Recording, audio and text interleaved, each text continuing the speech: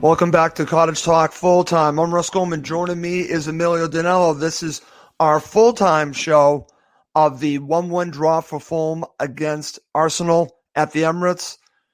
Emilio, it happened in the last minute. They get the equalizer. We're going to talk all about it. We have a lot to talk about in our initial reaction show, and I look forward to getting all of your thoughts on that. But before I do anything else, I told you to start the show. I wanted to do another Russ's rant. I've actually had some people that have said they like the Russ's rant, so I'm going to do one.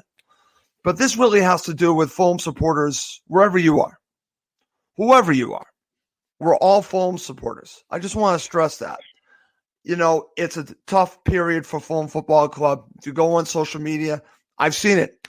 Fans going after fans. What are we doing here? Why are we going after fans of the same team? Why are we doing this? We can have a constructive conversation about Fulham without making it, I'm going to say it, a little personal, because I've noticed it on Twitter and I've noticed it also on Facebook. If you don't agree with someone's opinion, you get attacked.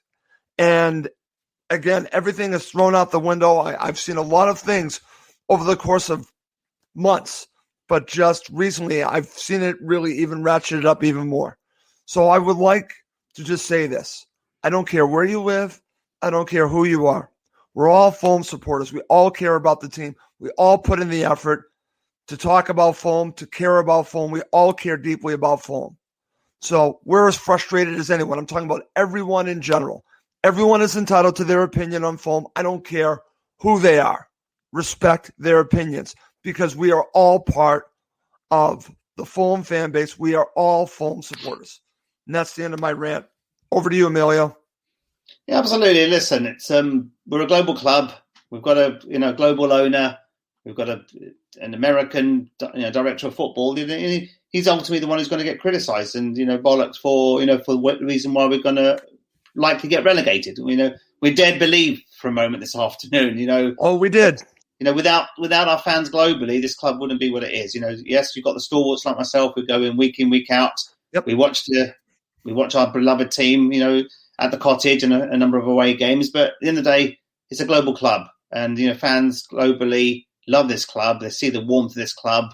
Yep. We're going to have our highs and lows. We're not an Arsenal. We're not a Tottenham. We're not a Chelsea. Yep. We're just a team who have just want to we just want to play our football, right? We're traditionally a second tier team over our 2,500 year history, but exactly. We've had dizzy heights in the Premier League for 15 years in the last 18 or so. Yeah. So at the end of the day, don't criticise fans. Pull together in times of need. And I support your rant, Russ. I get frustrated when I see. That's why I don't go much on Twitter. It's just people hiding behind the wall. And the amount of criticism I saw at half time today. We were still in the game at 0-0. Yes, we were poor first half. We offered very little, but when you're still in the game, anything can happen. Exactly. And we almost dared believe with seconds to go, we almost grabbed those 3 points. So in the day, it's fans around the world pull together through time, good times and bad times. That's right. It's easy to rant when things are going downhill like they are this season, but we'll come back. We'll come back one day fighting stronger and learn from this. And so will Scott Parker if he's still the manager next season. But at the end of the day, it's I support your rant, and just fans around the world who are watching us now, watch every show. Yep. Just pull together. Exactly. We are a family. We are a Fulham family. I keep saying that. Yeah. And that's what I just want to just stress this. We can disagree on all kinds of topics, and we do that here on Cottage Talk. And it's actually encouraged. I want people to disagree with me. I'm fine with that. Just keep it about Fulham and don't make it about other things. Just if someone disagrees with you about something, again, they're entitled to their opinion just like you are. You and I don't always agree, and that's what also is about being a Fulham supporter, but a football supporter. You're not always going to agree. That's part of the fun of being a supporter of any club. So I just want I'll end my rant by saying we are all Fulham supporters. And let's talk about something else, my friend, that again, oh boy, like you said, we dared to believe it's a 1-1 draw. And, again, this is just our initial reaction show. But, Emilio, just give me your initial reaction to what happened here. Gut-wrenching, devastated. That's 3 points we've dropped in injury time, added time in the last 2 games. We did dare to believe. I was looking at the clock every 2 seconds. Clock was ticking. We were getting there, but it just wasn't meant to be. You still sniffed an Arsenal goal. I did. You smelt it. It was coming. It was coming. It was coming. And that poor communication. I don't know if it was between Anderson and Decadeva-Reid or the keeper. He should have been given a shout there. Let the ball run out of play, and I think that would have been it. Areola would have taken his time, boot the ball upfield, and hold possession. But for me, I thought I know what Scott Parker's tactics are when you take a lead, and those 3 substitutions were just far too negative. I actually would have put Mitrovic, who's a proven hold-up player, in that position. That's what you need. You need someone to waste time, win a few free kicks, and then lose 30 seconds here and there. We were too negative. You put Joe Bryan on, you put Loftus-Cheek as a false number 9. We could have closed that game out, in my opinion. With a 1-0 lead, Arsenal will just, obviously a lot of balls in the box, a lot of corners. Just needs a bit of quality, and they would have scored. But I thought we should have made a bit more of an assertive substitution rather than putting 10 men behind the ball. And I think we played into their hands. We just invited more pressure, and it was only a matter of time, I thought. And unfortunately, it was gut wrenching again, right? So we still we dared to believe, and it's not quite over yet. I went on 2 Arsenal podcasts the last couple of days, and I predicted we'd win, 2-1. So we're almost there. We almost won the game, but it's a sucker punch again. And losing in the way we did. You've got to be a little bit more professional there and let that ball go out for a goal kick. A bit more communication, hold the ball more up. That's we're going to talk about that, Emilio, because when I watched it, and you probably heard it as well, the announcers were very critical of Bobby Decadova-Reid. Yeah. Extremely critical. And if you watch it back, he didn't need to do that. But again, it's the heat of the moment, and I guess it's safety first. But, boy, obviously that's where the goal comes from.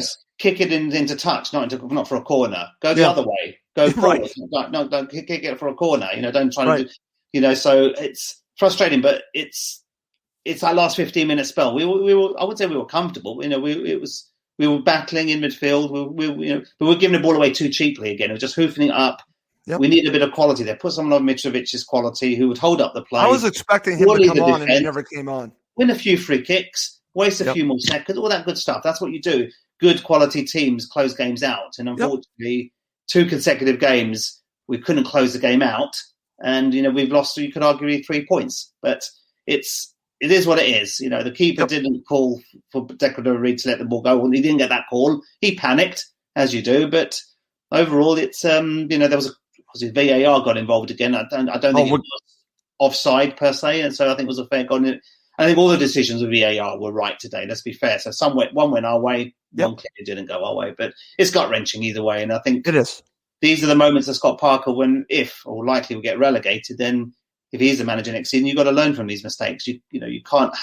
You're asking for trouble if you're trying to put 10 men behind the ball away to Arsenal, who aren't. This isn't the best Arsenal team in the world. No, but you're inviting. We could have gone on, and maybe even if we had a bit more belief, we could have taken a few more chances, a few more risks, and actually maybe get a second goal there. I thought at the time we stretched them in that first 20 minutes of that second half. We had them, Arsenal was struggling, couldn't get a foot on the ball. I thought, sheer endeavour, we got that deserved penalty, comprehensively taken by Madger, and I thought a bit more belief, we could have maybe hurt them a little bit better. But in key moments where you want to lose time, get a corner, go in the corner flag, lack of professionalism there, and that's you could argue that's why we conceded so late. No, frustrated. Listen, it's a fair point, but I do want to say this, Emilio, and I think you're going to agree with me. You can't fault the effort. Absolutely not. You cannot fault the effort of these players. Mm. Absolutely. They all gave it everything that they had. We can criticize moments like we're talking about Bobby Decadova. Obviously you can criticize that moment, but when you look at the effort and you're questioning, you shouldn't be questioning if they cared, the players that were out there, because they gave it everything. They gave it everything that they could against an Arsenal side, and it looked like I said, we dared to believe. I thought they believed, and we'll talk about some elements at the very end because I definitely want to get to it. But when we look at the first half, I want your analysis, and then that'll lead us to VAR helping us out again. But overall, Arsenal were dominant for I would say probably the first 10 to 15 minutes. Hmm. Fulham then settled into it a little bit. Hmm. But what are your thoughts about the first season, the first half? You actually had some interesting comments that you messaged me. So thoughts on the first half? Yeah, we hung in there first 15 or so minutes. I think Arsenal were dominant. God knows how much, they must have had 80+% possession. And, we hung in there. And I think that's, obviously I was disappointed we didn't come out of the blocks. I'd argue even our starting lineup was a little bit questionable. I think there was a lot of eyebrows raised when that starting lineup was raised. I thought in midfield we were desperately light, throughout that first half. And I thought, not having three packing in that midfield was a risk. And I thought, Lamina and Gisa were overrun in that first 20 minutes. Absolutely, Emilio. Absolutely. There was no cover there. And, and then when you're forwards, other than Lookman, I thought Cavallero, Decordova-Reid and Madger were poor first half. Their movement off the ball, there was no movement, with no passing, there was just no quality there. And it's like I said, we rode that storm for the first 15, 20 minutes. We slowly got into it, but, where was something going to happen there? You saw there was nothing there. There's no quality. Our movement was restricted. Yep. And Arsenal were there for the taking. I thought that this was a weak Arsenal defence. This is the weakest Arsenal defence I can ever remember, and we didn't stretch them. We should have actually, we should have stretched them. There's an opportunity to take. We had our two fullbacks. We had our, pushing up. You had Decordova-Reid, Cavallero, both pacey players. I don't think we stretched the Arsenal defence enough in that first half, and I just thought we sort of hung in there. You could argue we got away with the VAR, but it was a correct decision at the end of the day. And we went in at half-time 0-0. But for me, you go in at 0-0 at half-time. I thought he'd make some changes bang on at half-time, but obviously chose not to. And, but we did start the second half a little bit more positively. And we earned that right. We earned the right for a penalty. And then for me, it was a bit more adventurous. If we were a bit more adventurous at times, and those substitutions again, that gripes me. And that's I think that's what caused us to lose the 2 points, not the fact that the team put in 110% effort in that second half. So proud of the team for doing what they did, but unfortunately, things don't always go your way, and we got sucker punched, and that hurts. That hurts. Absolutely, Emilio. But before we talk about the second half and the key moments in the second half, and you've already talked a little bit about them, let's go back. You already brushed aside a little bit on this. Obviously, I know how you feel, that you agree that this was the right call.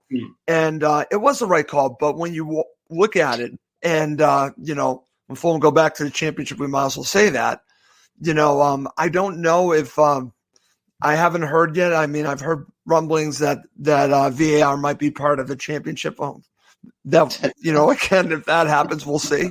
I haven't stayed up on that. But that was about as tight as you get, my friend. Yeah. But it was the right call. But what's crazy about it is it's inches. It's inches. It's the right call. Millimeters, literally millimeters. And it ruins it's ruining the game. The rules have got to change. As a neutral, or if you're in a stadium as a supporter, you don't want to sort of celebrate, let's wait 30 seconds a minute, wait for a decision. Is it VAR ruled off or ruled on? And it's pathetic, really. It is in line with the rules. It was offside, but we're talking about a millimeter here. How can that be? Yep. How can that be of benefit to the attacking team when you've got literally a millimeter of benefit? It's pathetic rule, but whilst the rules are there, they have to be respected. And some you win, some you don't win. We didn't get so many decisions at the beginning of the season, right? But now, I always say these things tend to even themselves out over. I'll say that all the time. Yeah. Some decisions go your way, some they don't. Over 38 games, they tend to even themselves out. And I think we've had a bit of luck in recent weeks go our way, and arguably speaking, maybe that was slight luck in our favour, but albeit it was a correct decision. So it's ruining it for the fans, especially the stage. How can you celebrate a goal until you actually know for certain whether it's VAR allows it or doesn't allow it?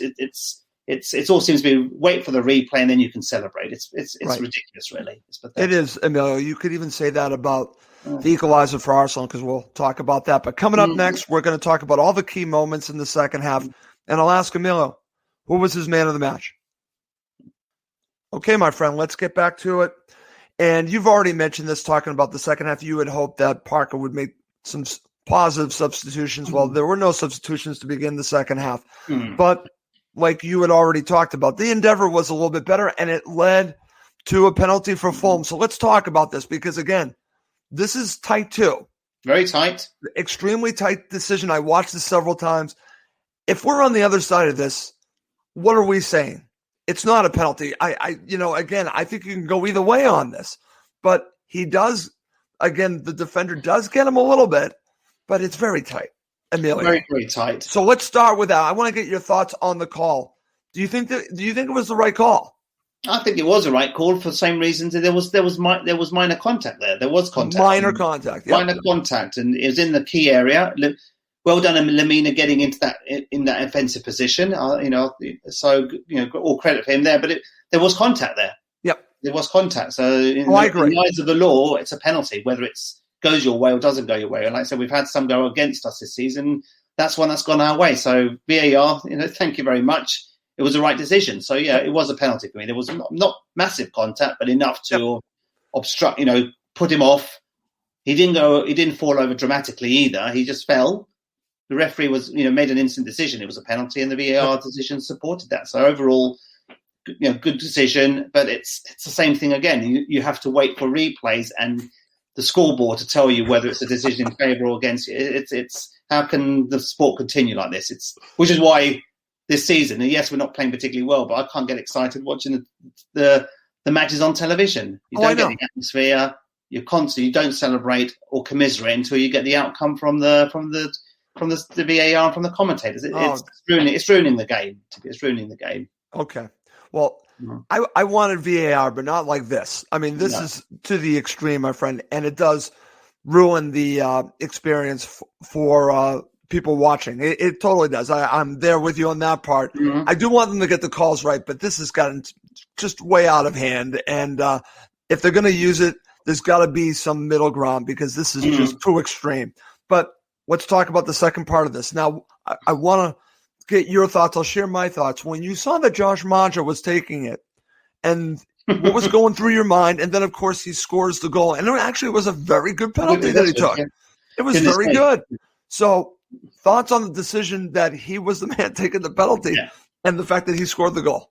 I was literally pacing up and down. It's like literally just my gut reaction was, no, not Cavallero, please. That was I actually thought Cav was going to take the penalty. I thought maybe Bobby Decordova-Reid was going to take it.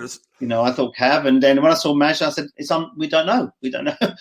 Obviously he's not been playing week in, week out. So obviously, clearly they would have decided before the game if there was a penalty, Maja will take it. But at the end of the day, he took it comfortably, comprehensively, scored well. And, I thought, okay, we're 1-0 up, got half an hour plus to protect that lead. And we knew what was coming. We knew we was going to sit on that 1-0 lead. And, some of those substitutions again, I think those tactics, substitutions in particular, maybe caused us to concede late on. Yep. We could talk about this, whether it was 7 minutes or not. We're going to talk about that next. But overall, he took the penalty well.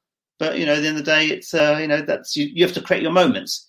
We offered very little offensively today, let's be honest. Oh, yeah. But sometimes, only teams like Brighton, Burnley, Newcastle have won games with one chance this season. It's our turn to do the same again. So, those minutes were taking forever to run down the clock. But but you still smelt an Arsenal goal from somewhere. Yeah, you smelt it. It felt like it was coming. But that clock was ticking in our favour. But those back-to-back corners towards the end, it's like one of them is potentially going to hurt us, and it's just it's gut wrenching. It's gut wrenching. It is, my friend. We're going to talk about that in just a second. We'll talk about the goal, and actually, we have a couple of comments that want us to talk about the whole situation. Was it offside? Again, I thought the announcers did a decent job of explaining it, but we'll talk about that because, again, VAR is involved, and we'll talk about the decision for what happened at the very end of the match. But let's start here. Why 7 minutes, Emilio? Why 7 minutes? I predicted 6. I predicted 6. I thought 5. You thought 6. 6 substitutions. Yep. You had Lacazette injury, Areola cramp, Anderson cramp. To be honest, I know a lot of fans, obviously Fulham fans, will be gutted at where the 7 minutes came from, but there was a lot of breaks in that second half. Yep. All the substitutions were taken. What is it, 30 seconds per substitution? That's 3 minutes alone there. Yep. Areola, with a bit of cramp. Anderson had cramp. Yep. If you're watching live, How much time did you think it should have been? I Because said, I've already got comments. So. I said 6. I thought 6. I thought 6 would have been fair. I was expecting 6 minutes because of the VAR decision for the penalty. Yep. That consumed some time and effort as well. So all these half a minute here, half a minute there, they all add up. So I thought 6 minutes was fair. 7, it's a bit steep, to be honest. But let's not reflect on why 6 or why 7. I think it's a tactical substitutions that played in Arsenal's favour, and that's the key thing for me. If we had the right substitution, we should be absorbed and close that game out, whether it was 6 minutes or 7 minutes. Why didn't he bring Mitro on, Emilio? Why didn't he bring on Mitro? That was my point earlier. I thought putting on Loftus-Cheek, I would have put Mitro on. You play to his strengths, long ball, he can hold it up, force a free kick from the opposing. It just tactically was all over the place. So Joe Bryan, why bring Joe Bryan on? Sorry, I'm not his biggest fan. You know that. Yeah. Why the hell are you bringing Joe Bryan on? What did he offer other than conceding 3 free kicks? And I was counting. You know how much I love Joe Bryan. Yep. 3 unnecessary free kicks you conceded, and he almost did what he did against Paul Pogba against Man United. Did you see Saka's shot? Just went on top, just went wide to the top of the bar. Why, Joe Bryan, you stood off him, just like you did with Paul Pogba, and he scored a great goal 2 months ago. So why the hell are you putting Joe Bryan on? Sorry, it's bad decision. So overall, those substitutions played into Arsenal's hands, whether it was, like I said, 5 minutes, 6 minutes, 7 minutes.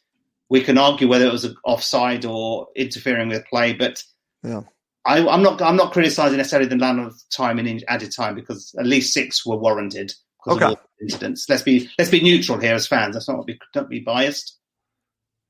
Okay, not a problem. And just we're getting a lot of comments about the tactics, and we can talk about that as well, my friend.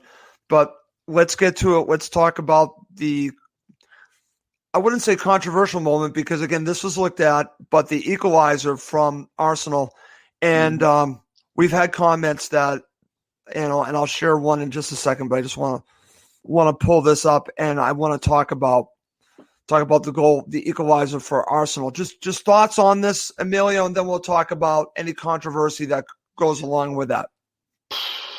Look, I'm not expert on offside rules and all this sort of stuff, so I'll reserve that to Steve Lydiard, who's obviously a better judge of character, but decisions like that. But I think the rules, something along the rules say that if you're not interfering, did the player interfere with the goal? Was it Rob Holding who was sitting in front? It was Rob Holding, and the announcers I watched, and I don't know if it was the same that you got, basically said that he wasn't in the way, he wasn't affecting it, and that the goal should count. That was their opinion of the broadcast I watched.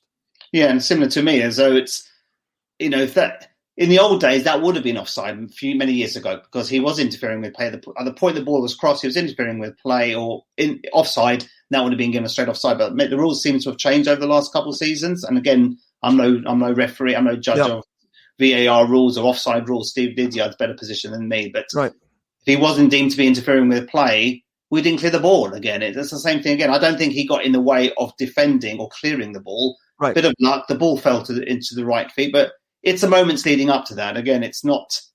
I'm not going to get stressed about the equaliser. It's more the tactics. It's the substitutions. The lack of a call for Declan Reid when he conceded that unnecessary corner. Yep. Clear the ball forward. Don't go clear it backwards, for goodness sake. It's just use your brains. I think sometimes under pressure, we don't always make the right decisions in any business. I sometimes make mistakes at work, but of course, sometimes decision making this season has let us down across the board, and then that's why we are where we are. But overall, it's all those fine moments leading up to that. So don't just look at the goal, the gut wrenching goal we conceded. I just thought if we chose a better sequence of substitutions, I think we would have held on better. And we wouldn't have seen hundreds of crosses thrown in the penalty area, corner after corner, cross after cross. Oh, it was only a matter of time before one of them goes in the back of the net. It was nerve-wracking, Amelia. You know what it reminded me of? That match against Manchester United, where we got the draw with I don't know if you remember that, but it was cross after cross after cross, and you're just holding your breath. And as you said, I just felt the goal was coming. The longer we went, when I saw 7 minutes, I'm like, oh, this has nightmare written all over it. And of course, that's exactly what happened. But if we go back to why there was not offside, and I'm seeing comments of people saying, and also our friend Chris saying it was offside, because I still think it was offside. Okay, but again, if you really get down to the nuts and bolts of it, like you said, Emilio, and again, I can't fault the effort of Bobby Decordova-Reid. He made a mistake here. It opened up this situation to happen. It just did. I'm just pointing fact. It's not opinion. It's fact. If he clears it, like you said, or in a safe area, or if it's dealt with differently, then it's a goal kick and potentially match over. So again, that's where this all begins. Then they get the goal, and credit to them, they got the goal. And like I said, we can argue about the offside. But what it really goes back to is what you said, Emilio. It does go back to the tactics. It goes back to sitting deep. It goes back to the approach. Now, the announcers were saying they thought that the players were making the decision to sit back deep. I don't know if that's true or not, but they just kept getting deeper and deeper. And we've seen this before. Mm-hmm. This is Arsenal they're playing, not Blackburn, for God's sakes. Okay? Yeah, this is Arsenal they're playing. You are just asking for trouble. And an example again, you take the lead, with 30 minutes plus added time to go. We've got a reasonable defense, bench. There's some players, I won't say game changers, but they can, bring some fresh legs and change it around a bit. But Harrison Reed, yes, right decision. Put him in the middle of the park. Lookman's just come back from a hamstring, so he's still probably feeling that. So, tactically, that's the right thing to do. Lookman, I thought was our best offensive player in the first half. But don't forget, he's just come back from a hamstring knock, so It was the right thing not to risk him further. We packed the midfield, and we looked a bit more organised, didn't we? Reed coming in, we tightened up in that centre midfield. But for me, it's bringing on Joe Bryan and Loftus-Cheek as a false number 9. Sorry, that's just Scott Parker. You've got to be shocked for that, to be honest. And Emilio, I don't mean to single him out because he is a polarizing figure, but I thought Loftus-Cheek offered nothing. He offered nothing, and there was a moment where I think he passed the ball went out for a throw-in when he had a poor touch. But you're putting him in a position that he's not comfortable with. You've got the right player there. Play him there. Lob the balls up to Mitrovic. Put him in the position to succeed. Yeah, play him for 10, 15 minutes. Do what he does best. You lose time. You win free kicks. Yep. You get throws. All that good stuff. Bully the Arsenal defence. What did Loftus-Cheek offer? Nothing. No. And that's not a criticism of him. That's a criticism of Parker for putting you in that false 9 position. And Joe Bryan, decision making. Why the hell are you putting Joe Bryan in? You're packing in the centre of your defence. Just poor decision. Okay. Very good. Like I said, 3 free kicks, and he nearly let Zappa score a goal. No. Emilio, this was really just one huge sucker punch. And, it was. Listen, their chances of staying up are slim, and we knew that going in. Mm-hmm. Does it keep it alive a little bit? Of course it does, because it's still another point. But now you got to beat Chelsea. I thought if you want to be in the conversation, you have to win one of these two. Now you got to beat Chelsea. We're relying. It's out of our hands in. It's completely.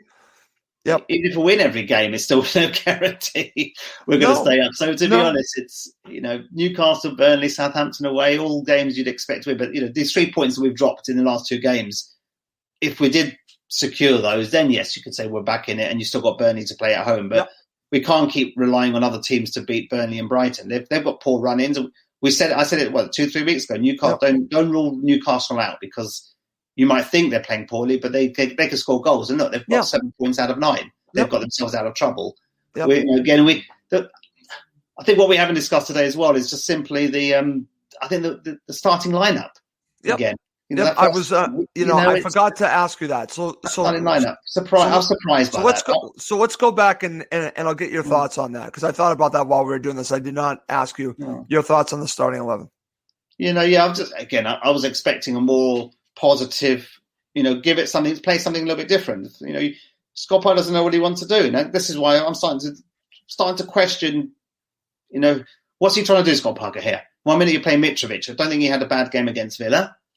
Didn't have any service against Wolves. Now you're on the bench against Arsenal. And I would have played. I understand why Mitrovic, I wouldn't say dropped. I would have expected him to have someone like Madger alongside him, stretch the Arsenal defence, use our pace to good effect, and use Mitrovic and Madge in that penalty area to link up. Well, I thought we should have been a little bit more positive, direct, and assertive. But unfortunately, he went for a slightly different tactic. Like I said, Madge, Cavallera, and Reed did pretty much nothing first half. Right. And Decadova Reed has been poor since he's been back. I can't remember one positive thing Decadova Reed has done since he's returned from injury.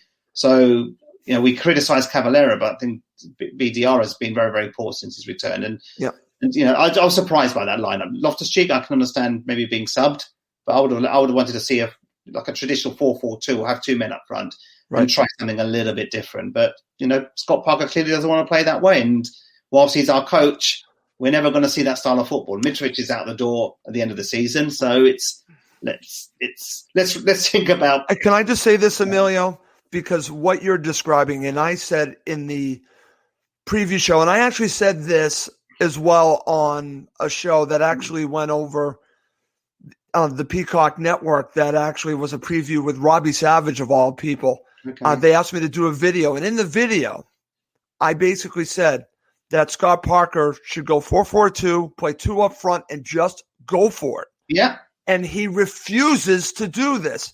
And I'm sick and tired of this term I'm going to give you, but this is not a good term that I'm going to give you. We are who we are. And yes, we do not show another side of us. We are who we are. We are in the make of what Parker wants. This is what Parker wants. He's conservative in nature. At times, you should show that other aggressive side of you, but he just refuses to do that, Emilio.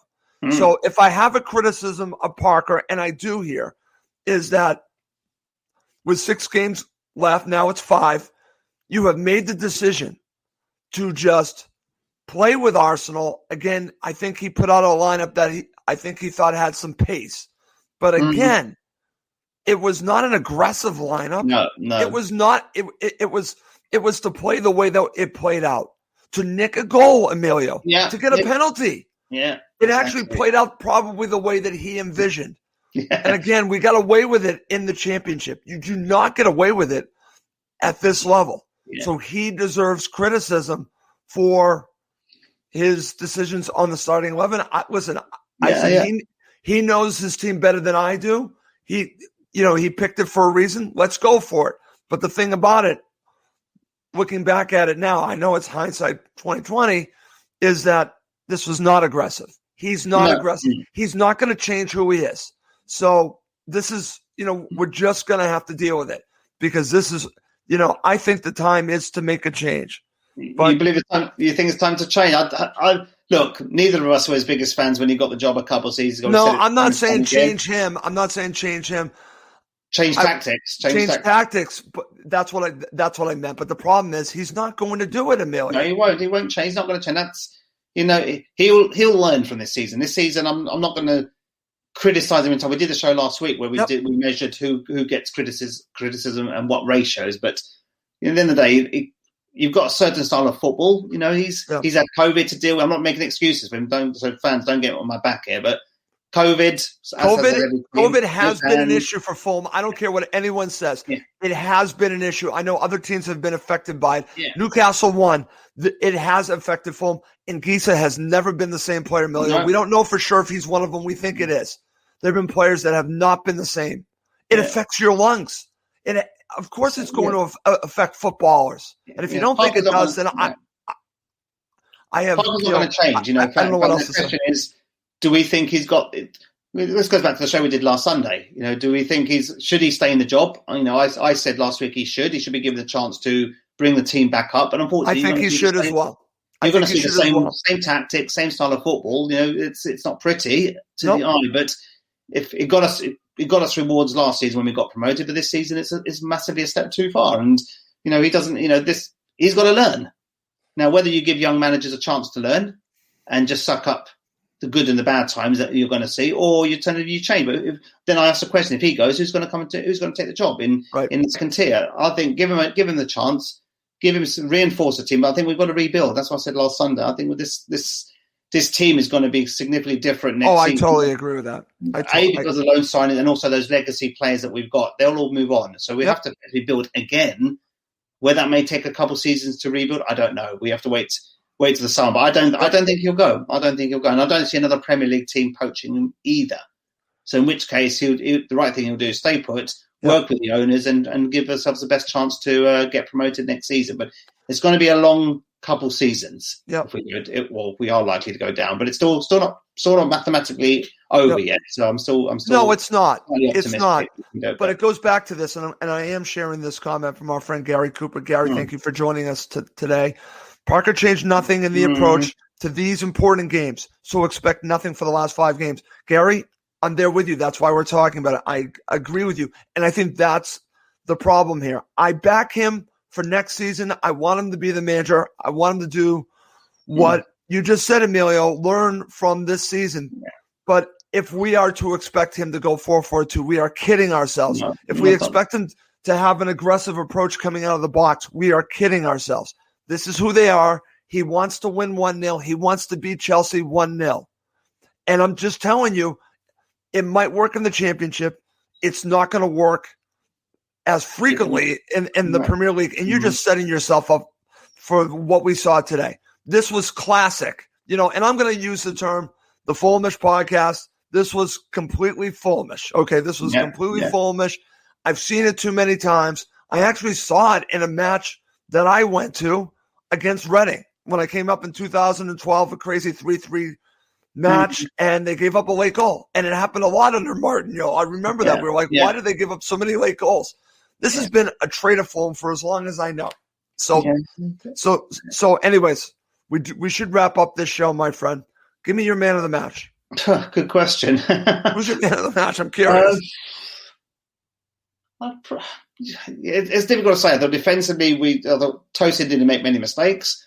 To be honest, I'll probably give it to Areola. He made a couple important saves when it counted. He did.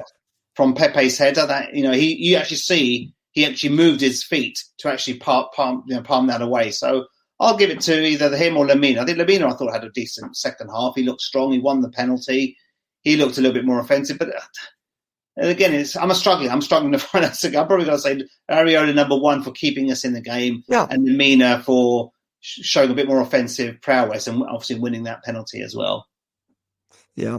No, listen, I hear you. Our friend Chris says Mario Lamina, and again, it goes back to you need players like this that just give you effort. And honestly, the way that he reacted after the last match, I really think that he's taken the Fulham to the opportunity that he was given and wants Fulham to stay in this division. Like we said, Emilio, I can't fault the effort of these players. What I can fault is the approach. And that doesn't come from the players. That comes from the manager. You can say that the players might, as the match rolled on, maybe they were sitting deeper and deeper. Maybe that was on them a little bit, but it's also the tactics, the substitutions. It was to win 1-0. Yeah. And it backfired in the end. And again, it backfired. And Parker deserves criticism for it. Yeah, that's my issue. Those substitutions. Even if you put Mitrovic, he would have been able to, in the penalty area, defending those corners, defending those balls in the box. And that's the thing for me. It's like I said, Wales Loftus-Cheek in the penalty area, defending those corners. That's why you put someone of that ilk, put someone like Mitrovic on there, the game would have been different. We would have actually won that game. But the fact that, it's not, I think the decision making, again, that's cost us today in various positions. But it is what it is, right? We can't reflect on one game. It's 33 games? Yep. We've dwelled on this on all season. There's the same old themes. It's just, let's just get relegated and let's rebuild. That's the best. Exactly. Exactly. And here's some comments about us talking about Scott Parker. Our friend Stina says, I think Scott should stay. And here's another comment. I hope Scott stays. But, and again, he's going to be a lightning rod as well. Should he stay? I'm going to say right now, and you agree with me on this. You've already said it. I think he should stay. And I think after this season, everyone has to take a hard look. I'm going to say it again because for whatever reason, there's been this misconception of me agreeing with everything that Tony Khan has done. That's not true. That's absolutely false. I've criticized him a great deal. He deserves a lot of criticism for the team that he has built. When you win, lose, or draw as a team. Everyone is at fault. Also, Parker. I said Shah Khan, the players. Everyone deserves a look at. They need to self-evaluate. Tony needs to evaluate himself. Shah Khan needs to evaluate himself and say, did I make all the right decisions? Everyone does. The Parker has to, like you said, learn from it. He needs to self-evaluate his job. The other coaches and the players. It's on all of them. Because when this season's over, if they don't evaluate their own performances, we're going to have the same crap next season. I hate to put it that way. Exactly. But we said it last week. I think it's going to be a couple seasons. I don't think we'll do a Norwich next year. Norwich have essentially, Norwich went down with a wimp last season, but they've broadly stuck the same squad, some reinforcements, and they've obviously kept the manager. And look, they're top of the table by 8 points. I don't think we'll do that because we've got too many lone players who'll go back to their parent clubs, and a lot of our legacy players who aren't good enough at this level we need to move on. And like the likes of Cabano, Bettinelli, Johansson, we said it last week. They need to move on. Joe Bryan, they all need to move on. Tim Ream, move on. Let's rebuild, create a new structure, new philosophy, and build a platform that the club could get promoted and stay in the Premier League without wholesale change. That's got to be the vision. And whether Tony Khan or someone else comes in and does it, I don't know. But if we keep with the same structure now, it's going to be same old. Get promoted. Well, here's the thing, Emilio. And I said this before, and I agree with everything that you're saying. When I'm talking about self-evaluating, I think they all have to come together. I'm talking about management of Fulham Football Club, the board, and if Tony's there, he obviously is included in this. They have to figure out who they are. There has to be a Fulham way, and it has to transcend throughout the team in the academy. They have to do what Southampton have done. Southampton has a way of doing things. Fulham should have a Fulham way. It can't be season to season bull crap like this. Because that's what this is. This is living season by season. Stop it. Enough. Have an identity. They don't have an identity. Their identity is to be Fulhamish. And honestly, I don't like that identity. I want a team that has a plan. They are rudderless with no plan. So and that criticism goes to everyone. That includes Shad, that includes Tony, that includes Parker, that includes the players. There is no plan. It's a rudderless team right now. Anyways, I'm sorry. I'm going off on another Russ's rant to end the show. All right, my friend. Any final thoughts before we go? Look, there's still 5 games. There's 9 points that we can earn. That there may not be enough. It's unlikely to be enough. 36 points is unlikely to be enough. But let's keep hoping. Man United are playing Burnley. Are they playing at the moment? I can't remember what time are they playing. They're playing right now. I'm watching it as we speak, Emilio. But when is it? 0-0? It's 0-0, but Manchester United have had a lot of good opportunities to score. So I have a good feeling about this, but Burnley seems to find ways to get points. So who knows? Yes, exactly. And maybe again, it's how we respond. We've got 2 weeks till the next game. Chelsea away will be tougher than today. So it's all we can do is hope. Keep praying, keep hoping. Who knows? Miracles happen. As I said it's not 100% certain we're going down. We're likely. If we had those 2 points today, even more likely. But I'm going to keep as optimistic as you possibly can when you're down in the wire, looking highly unlikely. But what was interesting today, and my last comment is, I'm not going to name names on here, but the amount of criticism I saw at half-time on Twitter was appalling. Yes, some of it was warranted, but you're away to Arsenal, 0-0, still in the game.